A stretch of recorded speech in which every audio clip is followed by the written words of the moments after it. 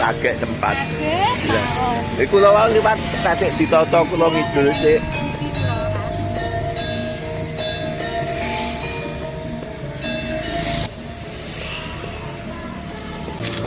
Kene iki sing marai jos nomor 1 sambel tumpang pecele lur. Sing keloro sayur, sing keloro kuwi sayurane ijo terus seger. Penutup behjan kopi termantap neng wilayahmu ning kene iki lur. Kanggeku.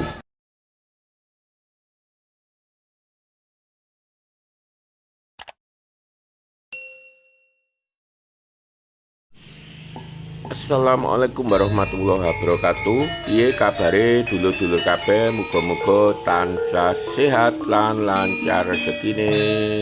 Iki aku neng gone prapatan Muning, Kota Kediri dulur-dulur. Prapatan iki yen ngalor arah Jalan Penanggungan, yen nganan arah alun-alun, yen ngulon utawa ngiri kuwi arah terminal Tamanan Kota Kediri. Terus Nganjuk lan sak teruse. Lah yen ngidul iki arahe awake dhewe arepe mlaku-mlaku kuwi arah Kecamatan Mojo terus tembus Tulungagung. Jadi dalan iki sing diliwatake dhewe iki dalan Raung lur jenenge. Salah siji kawasan kang terus rame lur gak ndelok dino. Ya, dadi dino-dino ki rame. Amarga sing pertama penduduke padet, sing keloro wilayah kota, terus sing ketelu ana pusat-pusat keramaian nek dalan iki ya, mulai anane gor atau gelanggang olahraga Jayabaya Kediri, terus ana kulineran macem-macem mulai sego tumpang pecel, terus buah-buahan, terus duren, terus toko-toko klambi murah lan sak panunggalane kabeh enek nek jalan Raung iki dulur-dulur kang dimulai saka prapatan Muning mau sampai jembatan Banjarmelati. Dina iki utawa sore iki dulur-dulur takjak nang gone salah siji kulineran khas Kediri sego tumpang pecel Bu Ninu kang lokasine ana Jalan Raung sebelah kidul masjid lur utawa musola ya. Dadi awak dhewe saka prapatan Muning mau mlaku ngidul terus ana pom bensin Muning iki sing ngidul sekitar 100 meter lur. Nah kanan jalan, nah iki gerbang gor kiri jalan, yang kanan jalan ini mobil-mobil kulineran duren lur. Terus yang sego tumpang pecel sejatine ana loro iki. Lah kiri jalan ki loro ana anem listrik iki lah ketok rombonge. Yen langgananku kidul kuwi lur, kanan jalan. Dadi kulon ki enek musola utawa masjid ya. Ngidul titik 50 meter kulon dalan. Nah iki isih tetep Jalan Raung lur. Iki ketok banere lur. Sego pecel tumpang Bu Ninu. Lah saiki montore diputer lur.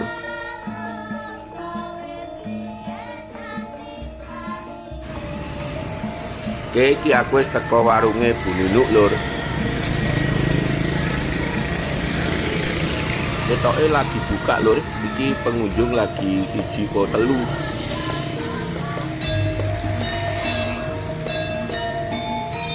Suwi langganan dong tahu tak video. Lagek sempat. Iku lho wong liwat tasik ditata kula ngidul sik.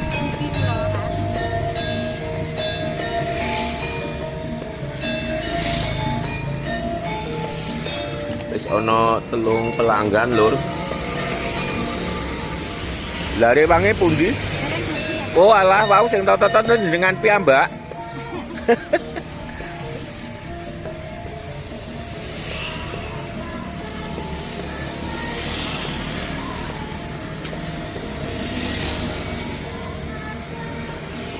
Kula kados biasane sekule sekedhik.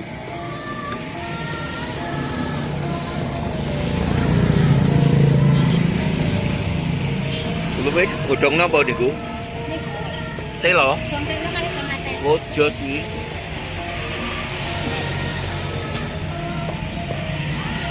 Tumpang. Lho sampun. Enten mawon.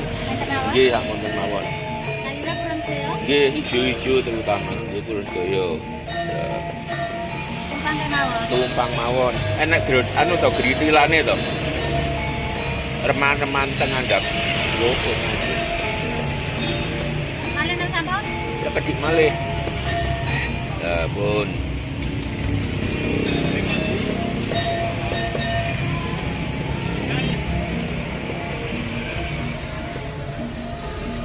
Daleme wawung to Rewang ini kok. Kok Pak sing boros? Oh, alah baik, makane akal.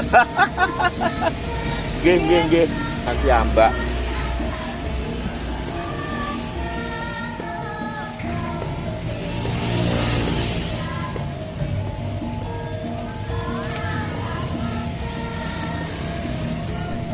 Iki lur, pesenanku tak sepil.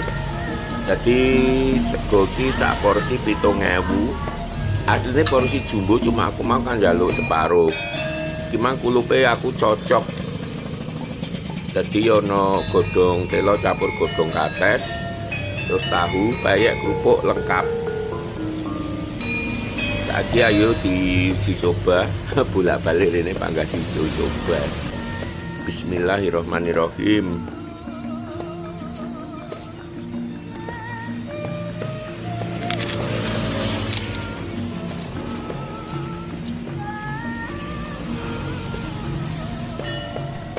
Kene iki sing marai jos nomor 1 sambel tumpang pecele lur. Sing keloro kuwi sayurane ijo terus seger.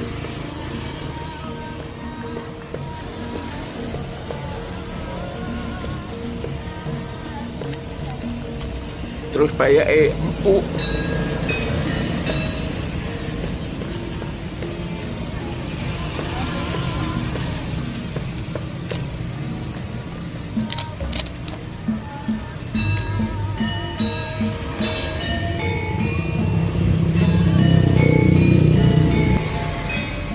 Kopine mantap lur.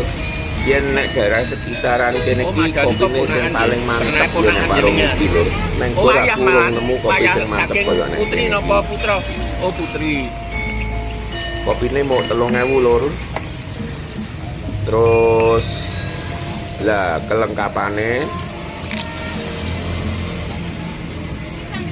iki ana apa lawuan-lawuan, sundukan sate-sate ngono kuwi. Tak sepile lur di kelengkapane. Lah lawe iso tambah ki sate telur puyuh, sate pelo ati, sate usus karo 2.000-an lur. Terus iki gorengane 1.000-an ana ote-ote, tahu isi. Terus ana tape goreng, gedang goreng, kabeh enak lur iki. Yen gak percaya iso dicoba dhewe. Lah tape goreng iki mbok gedang goreng lan tape goreng iki mbok wis ademi tepunge panggah empuk ora atos ngono kae.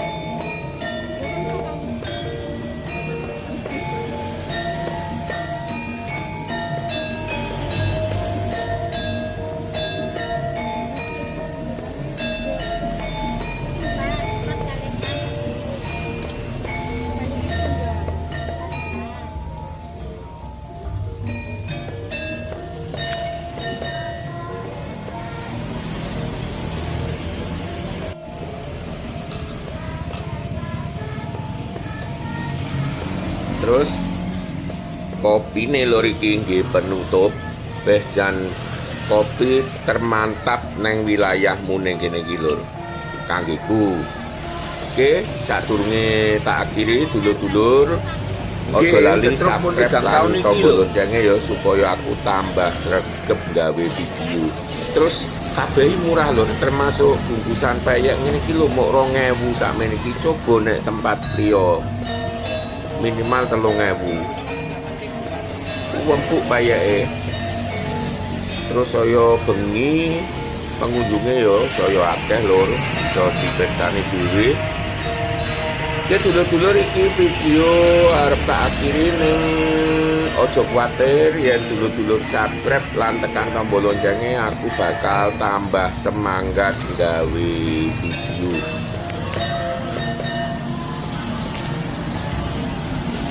Oke sahabat toro sakmene dhisik. Wassalam.